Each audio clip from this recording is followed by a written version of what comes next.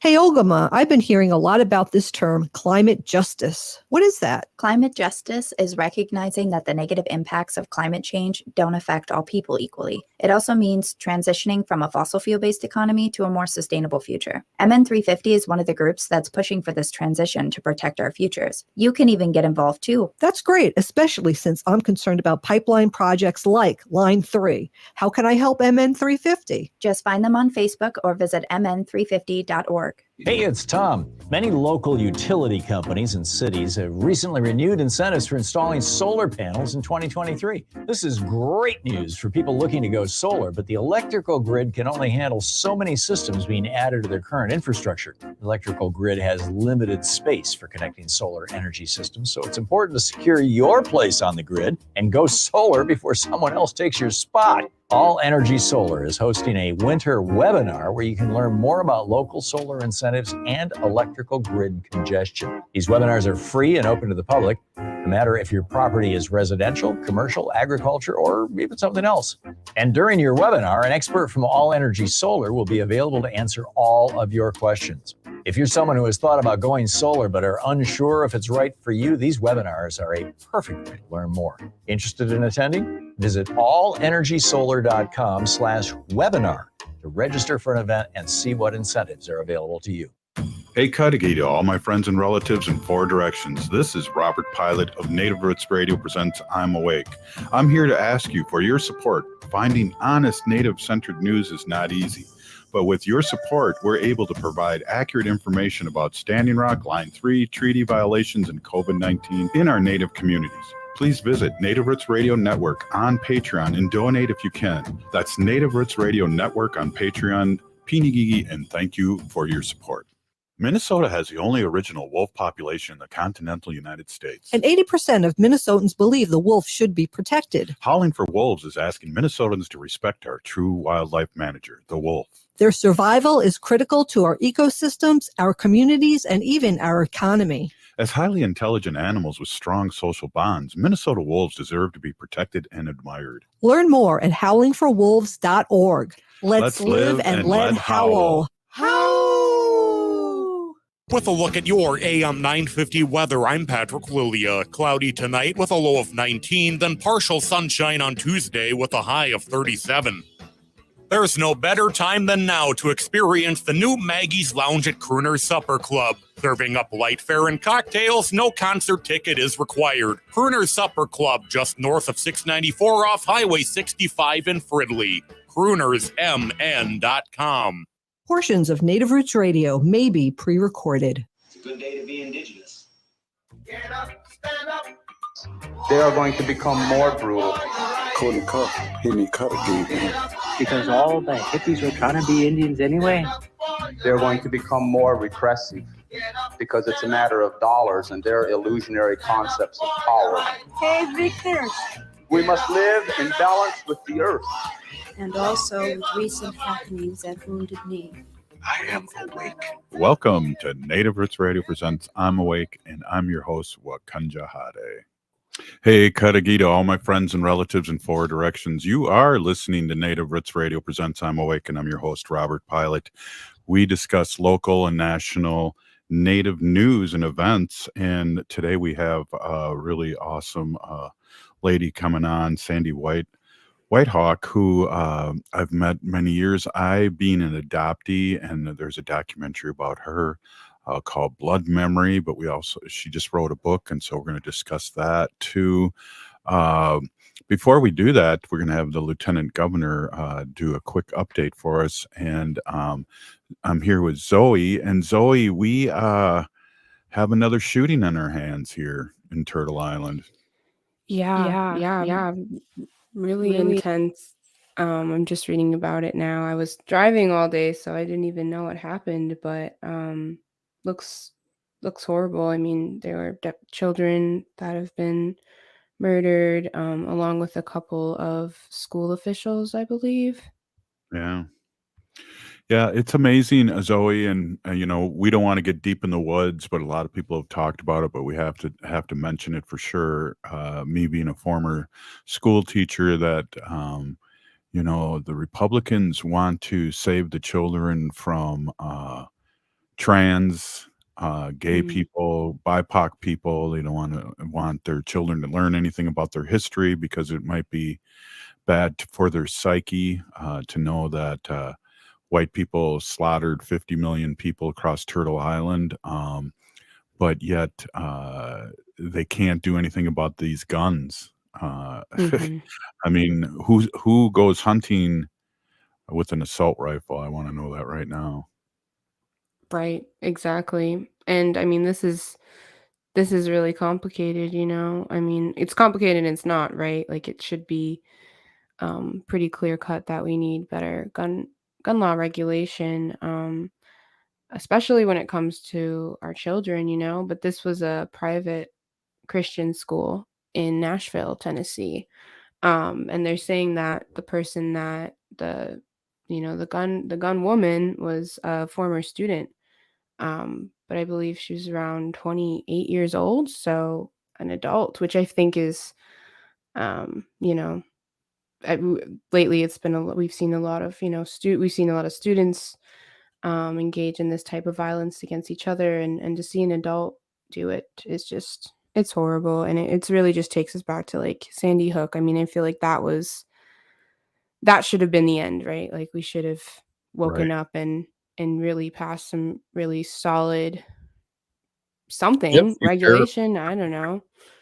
if you care about children, like the Republicans are trying to protect children from transgenders, uh, all these ridiculous things that I know your generation, even the generation, my generation, it thinks is ridiculous. And people are people, and we know as natives, two spirit, which means Mhm. they walk in two worlds. We're so important to native communities, and along with medicine men, they were the first to be killed by these so-called settlers. But let's Mhm. not get into those deep woods right now. And what we should probably do right now, Zoe, is get an update from the lieutenant governor prior to this. So she had no warning about this happening, but she's going to give us an update on what's happening at the Capitol. So let's take a listen to Minnesota Lieutenant Governor Peggy Flanagan.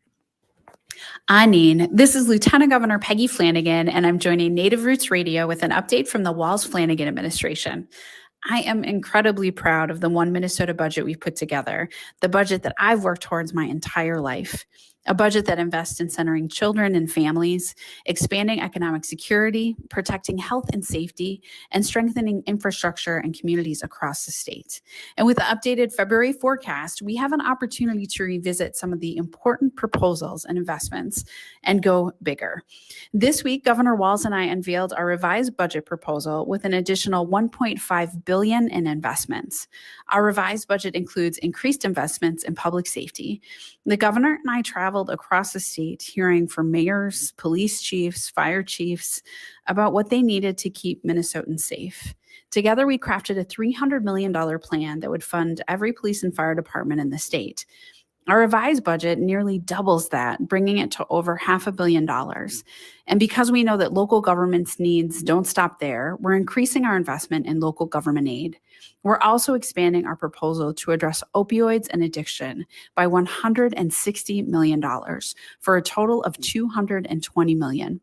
This includes creating grants for overdose and violence prevention, funding youth mental health and substance use disorder treatment, supporting naloxone administration training and supplies, and establishing up to 15 safe recovery sites across Minnesota.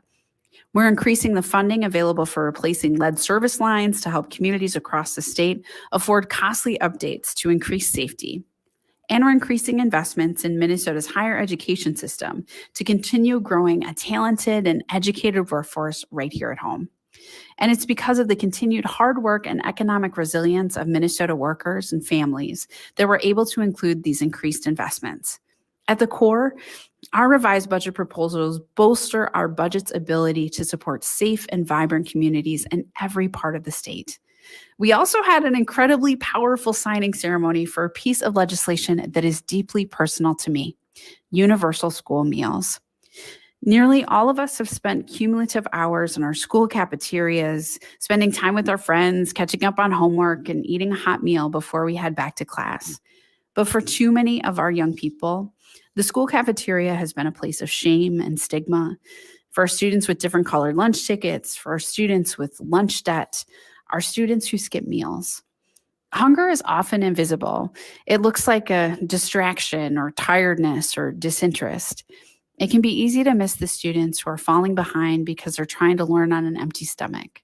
But we know that 1 in 6 children go hungry in Minnesota, and that 1 in 4 food insecure children don't qualify for financial help with school meals.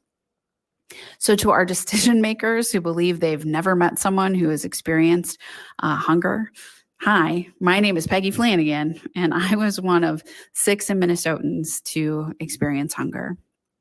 I am one of the children who grew up with a different colored lunch ticket because my family utilized free and reduced price lunch. What used to be then called food stamps back in the day, right, now known as SNAP, we used to put food on the table. And even with that assistance, there were nights where I ate dinner and my mom would say that she simply wasn't hungry. And it wasn't until I was an adult and I was a mom that I realized that she wasn't telling the truth. She was trying to protect me from the reality of our food insecurity, that she was hungry. By providing free breakfast and lunch to all students, we are removing barriers and removing stigma in the lunchroom. We are helping family pocketbooks, especially for those 1 in 4 who don't qualify for financial assistance with school meals. We're leading with our values that no child should go hungry for any reason ever, period. This is an investment in the well-being of our children, as well as an investment in their academic success. I am so grateful to everyone who has worked hard to get this across the finish line and support our young Minnesotans across the state. So stay tuned as we continue to work hard to pass transformational policies that improve the lives of all Minnesotans, especially our littlest Minnesotans. Jimmy Gwetch, Pina Gigi, and back to you. Hey, thank you, Lieutenant Governor. Always great to have an update on, and such a good update on such a sour day with what's happening, Zoe, with the shootings. So we put our prayers out to the family and Peeny Gigi to Lieutenant Governor. Yeah, Miigwech to Peggy, and our hearts go out with all the families who've lost people today. We'll definitely be putting some tobacco down for them too. Good one. Hey, you're listening to Native Roots Radio presents I'm Awake, and up next, Sandy Whitehawk. We'll be talking about her journey as an adoptee and a documentary and the book she just wrote about it. So we're excited to have her on. We'll be right back after this short break. Please stay with us. The Senior Linkage Line is a free statewide service of the Minnesota Board on Aging in partnership with Trellis. I have volunteered with seniors nearly 15 years, working alongside their compassionate team. I am honored to partner with Trellis as we help our elders find housing, compare costs of Medicare prescriptions, and learn how to avoid fraud and scams targeting seniors. We help our elders optimize well-being as they age, and we can help you too. Reach out today at trellisconnects.org. Hey, Olgama, I've been hearing a lot about this term, climate justice. What is that? Climate justice is recognizing that the negative impacts of climate change don't affect all people equally. It also means transitioning from a fossil fuel-based economy to a more sustainable future. MN350 is one of the groups that's pushing for this transition to protect our futures. You can even get involved too. That's great, especially since I'm concerned about pipeline projects like Line 3. How can I help MN350? Just find them on Facebook or visit mn350.org. Why must the world be so cold? They've gone against what was told. Thinking rape is cool, think about it. They think it's not wrong, violence against women, the rape, the abuse, the emotional, physical. They all hold the hate, think about it. Is it right or wrong? What attracts you? I'm not saying no names, but you laugh. Talk about it like nothing is wrong. Think about it. They all hold the hate. Gotta stop the violence.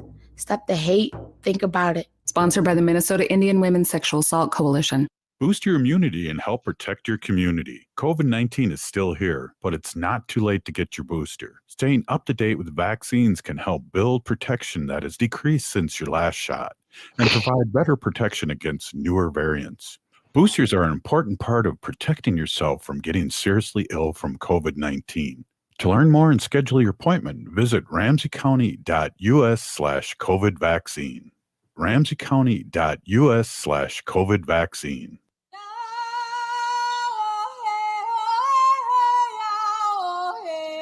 This is Leonard Peltier. I'm in Coleman 1, U.S. Penitentiary, and I'm listening to Native Roots Radio. And we're back to Native Roots Radio presents I'm Awake, and this is Robert Pilot. This segment of the show is supported by the Minnesota Indian Women's Sexual Assault Coalition. Hey, thank you, Zoe. We are here with Sandy, and Sandy, you're on mute right now. Sandy Whitehawk, who was in the documentary Blood Memory, and she just wrote a book too. And Sandy, thank you so much for coming on. I know you're a little under the weather, but you know, I really appreciate you and all you've done. And as an adoptee myself, all the work you've done and putting out all this good information to our allies and to our Native community. Oh, thank you, Robert. I know I told George, I said, I got one more thing to do today. And he goes, what? I go, yeah, it's for Robert though. We'll do anything. As I think it's so awesome that you have this radio time or stream time, whatever they call it today. And yeah, my voice is on its last leg, and I'm really kind of toasted, but I am really happy to be here. Thank you for asking me. You can ask me anytime. Yeah, I appreciate it. So you just wrote a book here. Can you tell our audience a little bit about it and the title? I just sat down one night and wrote it. Hey. Oh, you can help me with mine then. Oh, It took quite a few years, but it sounds funny when I've heard people say that. You just wrote a book. I go, yeah, I just sat down and 2 days it was out. Here it is. A child of Indian race, and we're on the radio all over Turtle Island here, so I'm going to read that. A child of Indian race, a story of return. And Yes. That is basically your life story, correct? It is. It's so interesting because this is how long it took me to write this. In 2009, I went in 2008, but I was in the hospital for 5 months from 2008 to 2009. And while I was in there, a journalist contacted me and she said, have you ever thought of writing your story? And I was in a extended care, so I was better in many ways, but not well enough to not be monitored. And I said, well, actually, I got some stuff stuffed away because one other journalist prior to her had encouraged me. So I had just written a few things that didn't really have. But then when I went and looked at it, I had a lot. Yeah. Well, you know, it's so important, Sandy, for people, you know, to write their story. And I heard from writers and editors saying that somebody needs to hear that's your story, and especially of what you've done in your leadership with adoptees, and also with the attack on ICWA that's happening here. It's really important to get this out in the forefront again. Yeah, so the last part was the hardest to write because it hadn't happened yet. So I couldn't really, it hadn't like all come together because I wrote it in 3 parts: truth, healing, and reconciliation.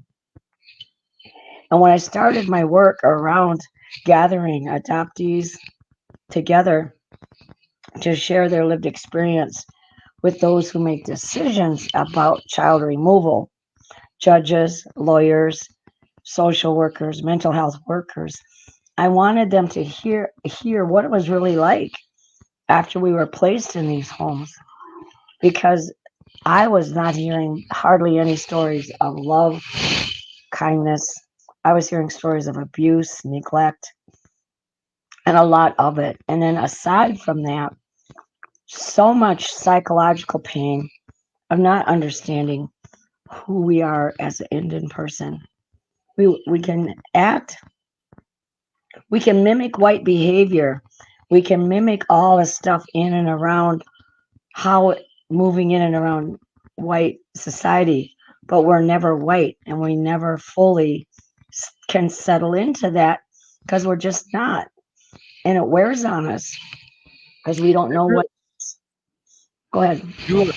You are absolutely right. It really does wear on us. And I know as an adoptee, I always had that kind of gut feeling when people would talk to me with my white parents that, matter of fact, I don't know if I ever told you this, but one of my aunts introduced me as Bob and Mary's adopted son. Yeah. And, you know, put that label on me. It's like, whoa, that was okay. Always, so often separating us. It's a lifetime of separation. If some of the adoptees have bio siblings, they will always hear, oh, this one looks just like his Uncle John.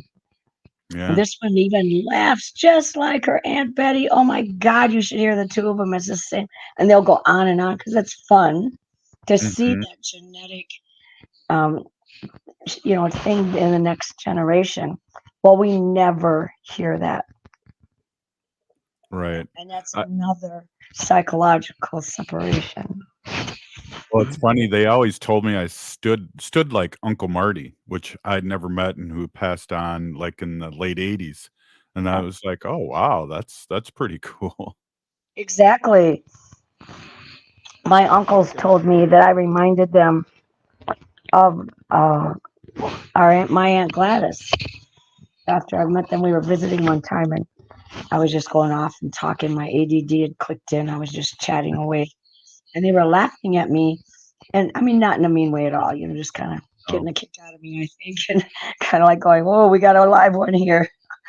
But anyway, all of a sudden they turned to each other and started talking in Lakota, and then I said, "What?" And they go, "Oh, we're just saying how much you remind us of your Aunt Gladys." And I go, "Oh yeah, how so?" And they go, "She's really spacey."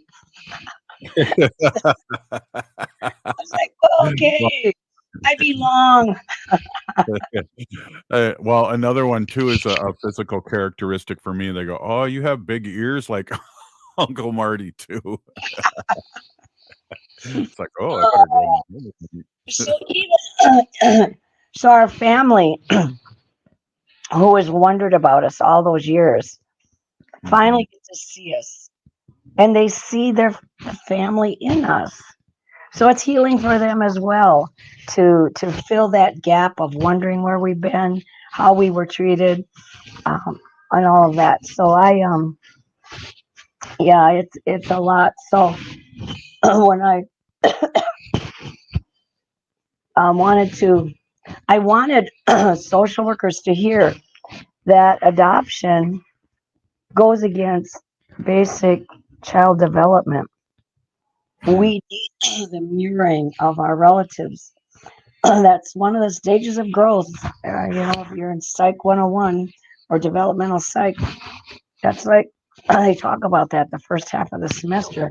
The importance of your image, and yet it goes against. So we have still a lot of work to do around that area of focusing on child preservation and not focusing on how do we get this child a home to live in.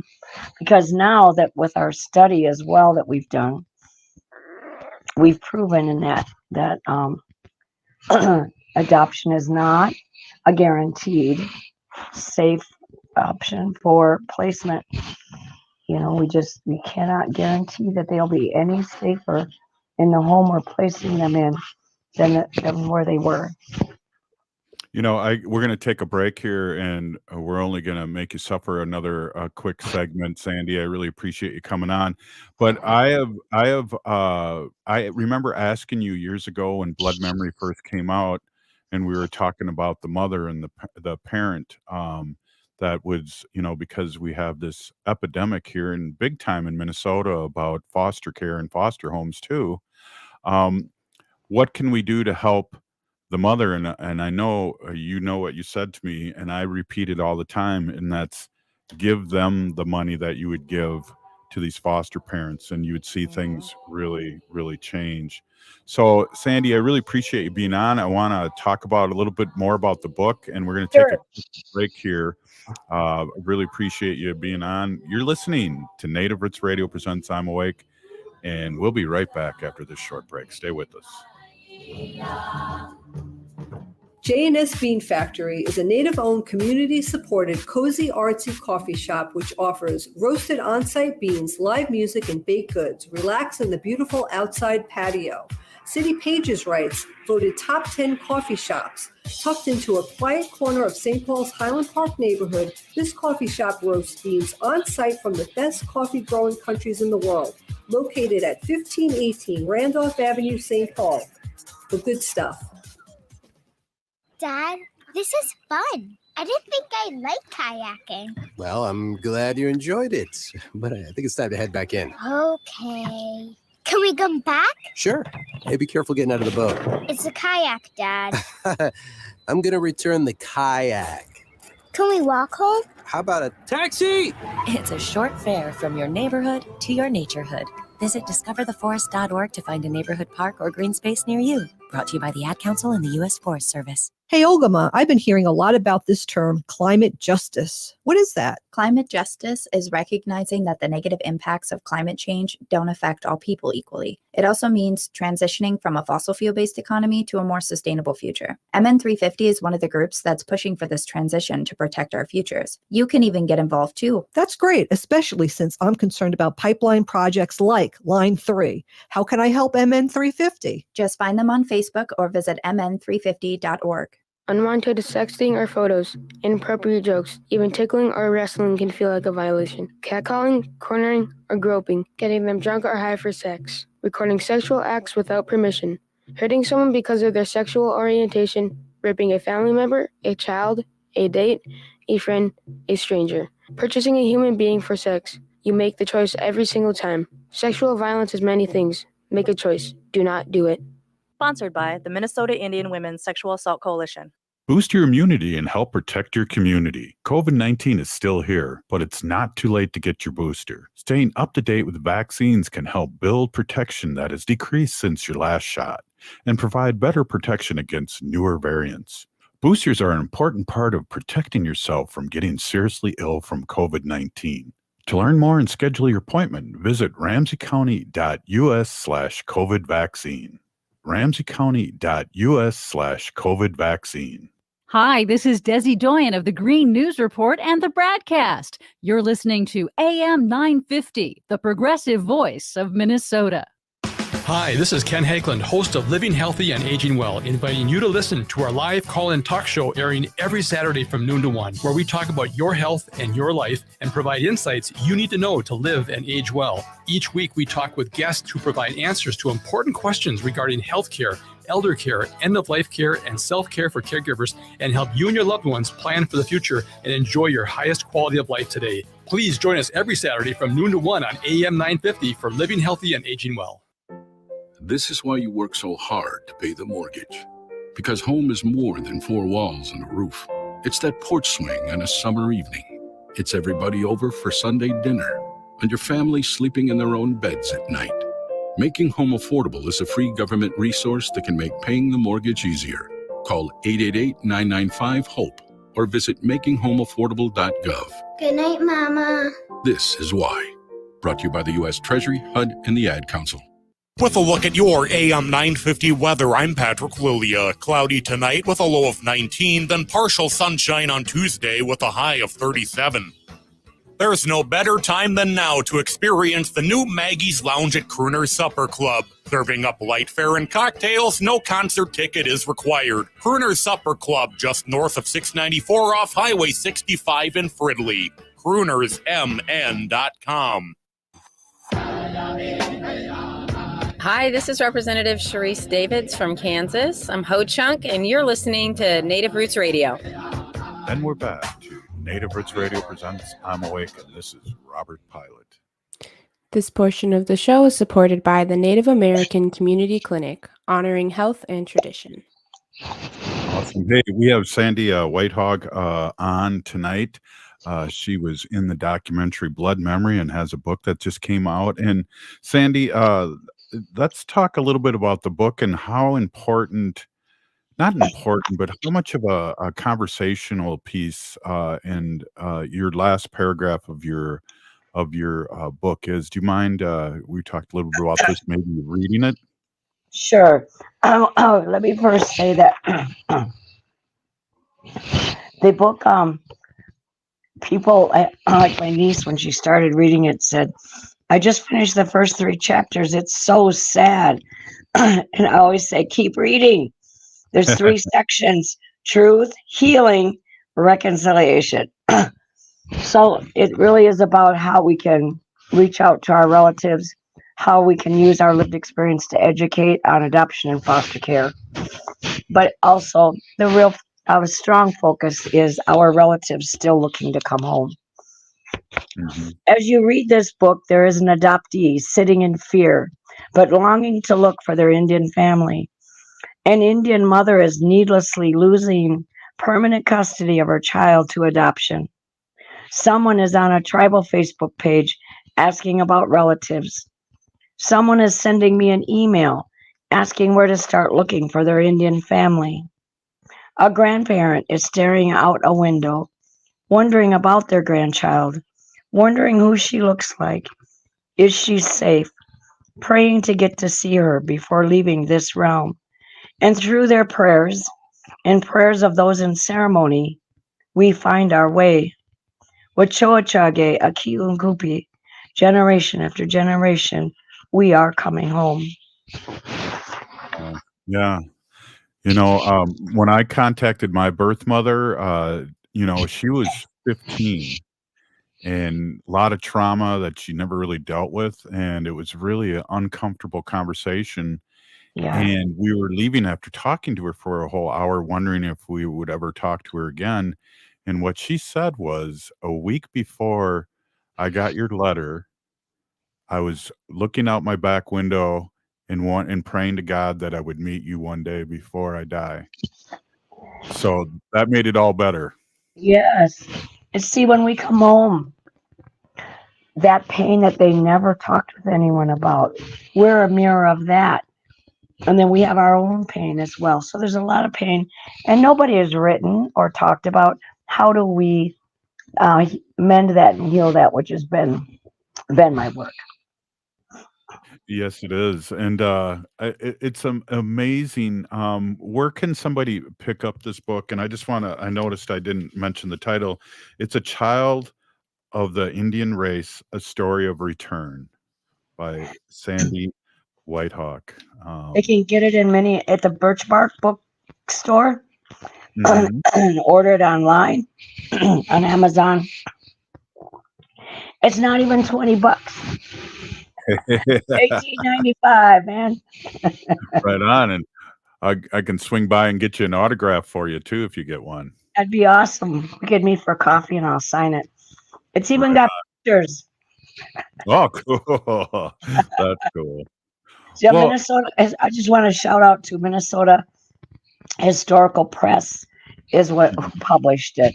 So I really appreciate that they took interest in this and saw the importance of it and took me under their wing and edited it and published it. one of the most amazing podcasts I ever heard, and I've turned it on to everyone, and I don't know if you ever heard that, but Finding Cleo. Did you ever hear that? It's an award-winning 10-part documentary up in Canada, and the basic story is all this lady's kids were taken away from her. And the oldest son, who was 8 years old, said that he would come back for his sister Cleo. And she was adopted out in New York, and and she had died at 13, and there was all these all these things, like she got killed hitchhiking trying to come back, because a lot of the adoptees from Canada were adopted out in the United States. Yep. But it's an amazing documentary. And to speak of audio documentary, so if you're just into Sure. exercising or whatever, it's something good to listen to. But where can we get your documentary? Because that would be something great to sell in our store too. Right. They could go to online. It's bloodmemorydoc.com. Yeah, and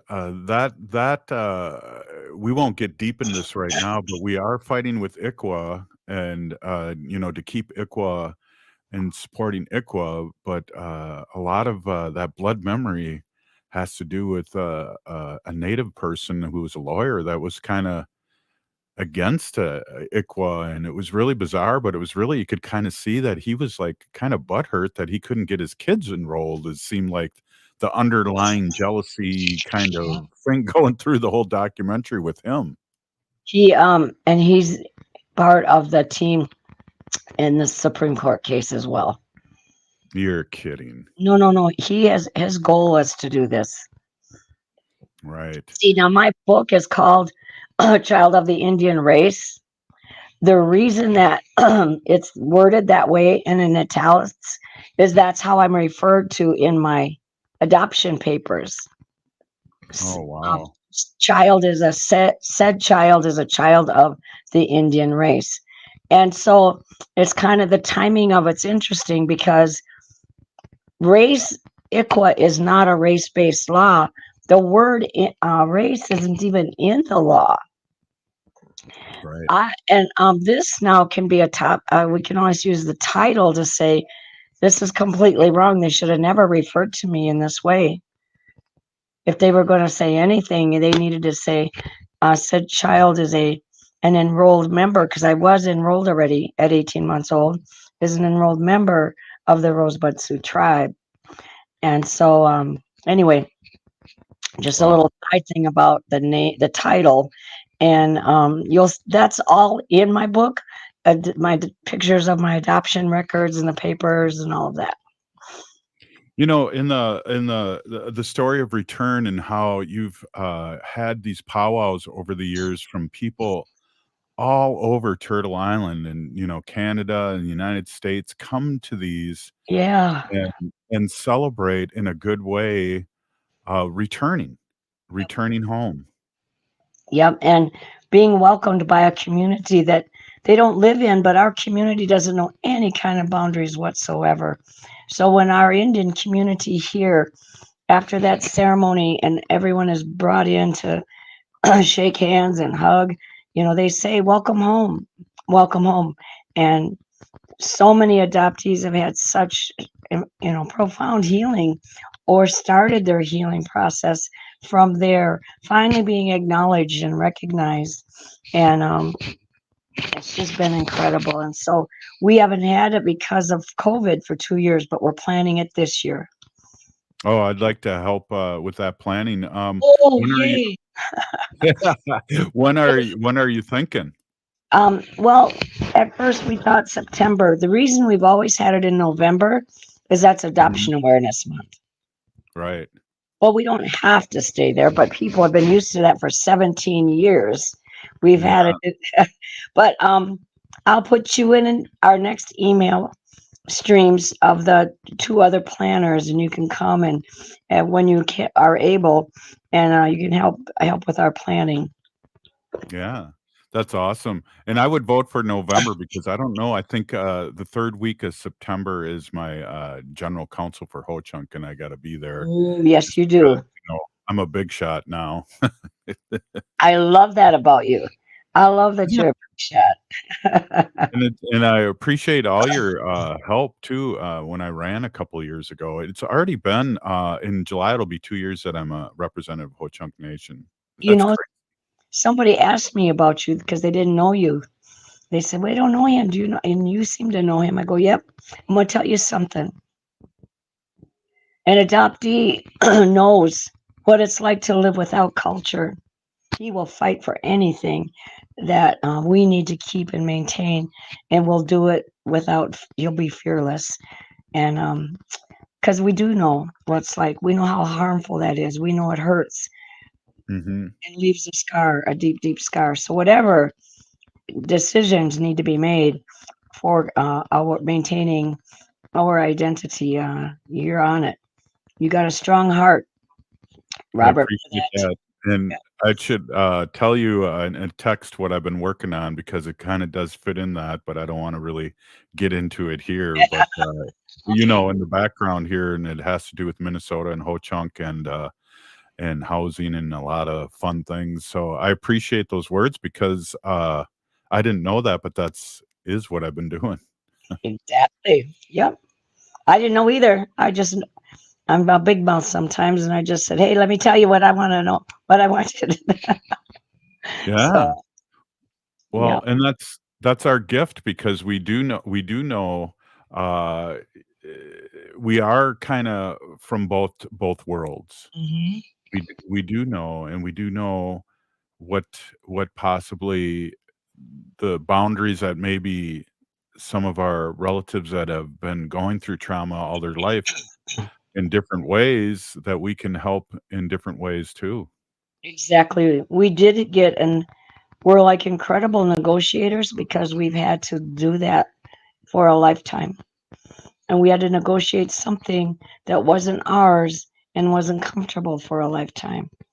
And when we can heal and balance that within our value system as Native people, then we can use that gift. We're kind of bilingual that way. Yeah. Yeah, and I feel like, I really feel and this is a general statement, you can help me out, Sandy, but I really feel like all the adoptees that I've really ever, had any kind of friendship or relationship with are very, very sensitive and in a good way. They can Yeah, feel other people's pain because of all of what we've gone through. exactly. Yep, I agree. Yeah, so we're all a bunch of crybabies. No. And let us remember that our tears are our strength, deep, Right. a deep, powerful strength. And man, I did cry though for probably the first couple years a lot. Um, do we have time for a story? Yes, we got a minute, Sandy. I don't want to keep you too much longer, but if you want to talk about it, and then we'll let you go in the last segment. I'll tell you a tear story. I'll try to be really fast. The Okay. very the first time I was at an Indian AA meeting, I didn't know any of the people, and was up in a whole chunk territory somewhere. I can't remember where. This is early '90s. It comes to me, and I realize I just start saying, "Hi, my name is Sandy. I'm an alcoholic. I just reunited with my family," and within 3 sentences, I'm bawling, literally bawling, and I can't Yeah. stop. And two things: I'm in an AA meeting, so I know I'm okay. But it was somebody brought sage over, and this is what happens when we put one foot in front of the other and begin our healing. There had been a conference, and then I didn't know about this conference. We had just at the last minute heard about this Indian AA meeting. Well, because it was a conference, there were people from all over there. Over in the corner of the room, this Lakota man stands up. He says, "Sister, what you're experiencing right now is grief. I'm going to sing a song." And he sang this beautiful song. This story is in the longer story is in the book, but it was the beginning of my understanding that I didn't need to be ashamed of my tears, because I was then told and talked to about what our tears were: purification and strengthening and sacred, and that they are a gift. Yeah, so I became grateful, but it's hard to cry because it reminds you when you cried alone all the years. But Wow. Wow, that was a good story. Thank you so much, Sandy Whitehawk, the author of A Child of the Indian Race, A Story of Return, that you can get from Birch Bark Books or Amazon.com. Thank you, Peeny Gigi, so much for coming on, and I'll get you on when your voice is better. Oh, wow. see you. Thank you. Peeny Gigi, thank you. Hey, we'll be right back. You're listening to Native Roots Radio presents I'm Awake. Minnesota has the only original wolf population in the continental United States. And 80% of Minnesotans believe the wolf should be protected. Howling for Wolves is asking Minnesotans to respect our true wildlife manager, the wolf. Their survival is critical to our ecosystems, our communities, and even our economy. As highly intelligent animals with strong social bonds, Minnesota wolves deserve to be protected and admired. Learn more at howlingforwolves.org. Let's live and let howl. Howl! Judge Janet Protasewicz is running to provide you with the justice you deserve. For years, Judge Janet has supported the youth and underrepresented communities. Judge Janet has strong values for public education and believes in setting our communities up for success. Judge Janet believes that Native rights are sovereign rights. Judge Janet understands the importance of issues such as missing and murdered Indigenous women, treaty rights, and hunting and gathering. Unlike her opponent, Judge Janet not only talks the talk, but walks the walk. Judge Janet knows the impact that our courts have on our communities, and she will bring integrity and fairness to the court. Judge Janet Protasewicz will fight for us. Let's fight for them. Make a plan to vote by April 4th. Find your polling place at vote.wisdems.org. That's vote.wisdems.org. Vote.wisdems.org/EV. Paid for by the Democratic Party of Wisconsin as an in-kind to Janet for Justice. So, who's going to do what? Flashlights? Nowhere to be found. Emergency supply kits? Not packed. What about blankets? We have an old towel. Cell phones? May not work. Emergency water? Not a drop. Perfect. We all know where we're meeting if we're separated. The library. On Jones' house. The bus stop. And I'll be waiting here wondering where you all are. Great. It sounds like we don't have a plan. Winging it is not an emergency plan. Make sure your kids know what to do during an emergency, who to call, where to meet, what to pack. Visit ready.gov/kids for tips and information. Brought to you by FEMA and the Ad Council.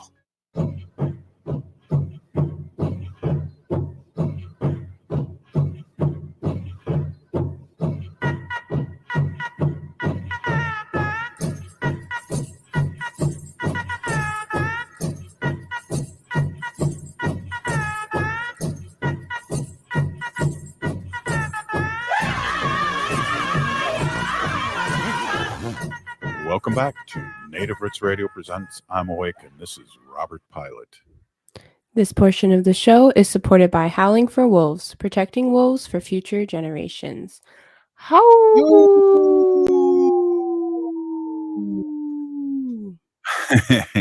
Good one, Zoe. Hey, Zoe, wow, I could have talked to Sandy for a long time. Her voice doesn't normally sound that way, so she really was a trooper to come on today, and I appreciate her. Zoe, I want to read the kind of the bio of the book and about Sandy real quick. And I you know, sometimes when we have people on, Zoe, we kind of jump into a middle of conversation we might have had a couple months ago, and then our listening audience is like, oh, what's going on here? So I want to read a little bit about her and her book, and kind of from the bio of the book. It says that as an adoptee reconnects with the Lakota family and culture she was born into, and nurtures a new tradition that helps others to do the same. In 1950s, when Sandy Whitehawk was a toddler, she was taken from her Lakota family on the Rosebud Indian Reservation in South Dakota. Her adoption papers identified her as a child of Indian race, and her adoptive mother never let her forget it, telling her she was unwanted and shaming her for being Indian. Whitehawk medicated her traumas with drugs and alcohol, and at age 28, she gained sobriety and reconnected with her birth relatives. As she learned what it means to be Lakota, she also learned that thousands of Native adoptees shared her experience. Left to negative racial culture complexities as a child with no way to understand what has happened to them. Mentored by a respected elder, Whitehawk began to work with relatives who also had been separated by adoption and foster care, taken away from their families and communities. Fighting through her feelings of oh my God, I can't read. Feelings of inadequacy, she accepted that she could use her voice as an advocate. Ultimate White Hawk founded the First Nations Repatriation Institute, an organization that addresses the post-adoption issues of Native American individuals, families, and communities. White Hawk lectures and presents widely on issues around adoption, and she exposes the myth that adoption is a path to protecting unwanted children for unfit mothers, offering a child a better chance of life. Rather, adoption, particularly transcendental adoption, is layered in complexities. A Child of Indian Race by Sandy Whitehawk. Just an amazing person, Zoe. Yeah, really incredible. I mean, she's done so much for the community all across Turtle Island, like you were talking about with her wiping of the tears ceremony. She's just done such incredible work, and she also is the founder too of, oh my gosh, I get the name right. The First You're talking Nations about First Nations. Repatriations Institute. Yeah. Right. Right. Yeah. And that's amazing. And she has a powwow once a year. She didn't have it during COVID, but people come from all over the country and Canada to reconnect. And me, as an adoptee, really zoned in on people. For the most part, everyone was very welcoming. You always have to be careful though, because our community sees people that, maybe in their ancestry.com say they're Indian and they come to a powwow, take a selfie, and then you never see them again. You know, Yep. you know what I'm Yep. saying? Yeah, And it's definitely so, becoming more commonplace too. I don't know if you've seen those ads on TV, even the ancestry.com ads. That was funny. oh yeah, definitely. But it's an amazing thing that if I gave effort to join the community and the community came back and they saw me as somebody that shows up, that's around, um, and really responds and respects the community. One of the first things I did when I was a teacher, Zoe, was I asked for an all native homeroom. So our kids had a place to land for whatever reason, they had support from the morning, very beginning of the morning and on, and it was amazing. Taught at a school that had 125 to 200 Native Americans through 9 through 12, which is a small amount with the school being 2,000, but you still needed to support them. And it was great that administration supported that for me. All they really had to do is get the counselors on board, and they were all about it. And move a few things around. And I had a homeroom with Native Americans, and then the other Native American teachers jumped on. And then I was kind of pushed into having just a freshman. And at first it was like, oh, geez. And then thinking about it, I'm going, well, I'll know these students for all 4 years. That's a great thing to get them right from the beginning and have them know, which hopefully they did know, that I really support them. They needed to come smudge. If they needed a peanut butter and jelly sandwich, I had all that stuff there. And, you're not that far away in a lot of respects from high school, but that's really important to have some sort of support or some people to call your own, whether you're a band geek or a theater geek, or a native geek. Yeah, and high school is not easy for Native kids, especially I think. Yeah, I was just reminiscing with my sister the other day about high school too, because we spent some of the time at the same high school. And yeah, really important for all children to have Mhm. teachers and people in their lives that are adults outside of their family that make sure that they don't fall through the cracks.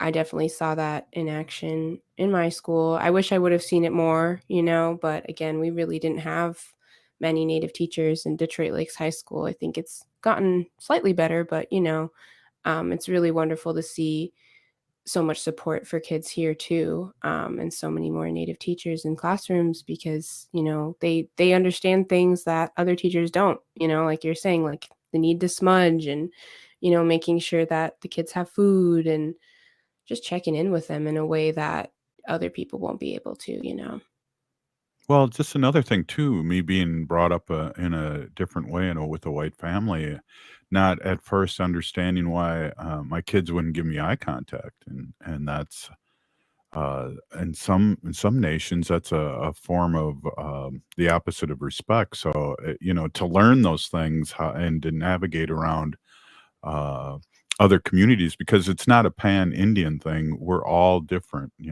all Mhm. have a lot of the same beliefs, but we are very different. And I know, and hopefully that Ho Chunk are the best. And I just have to say that before the end of the show here. Oh, you slid that in there fast. Yeah.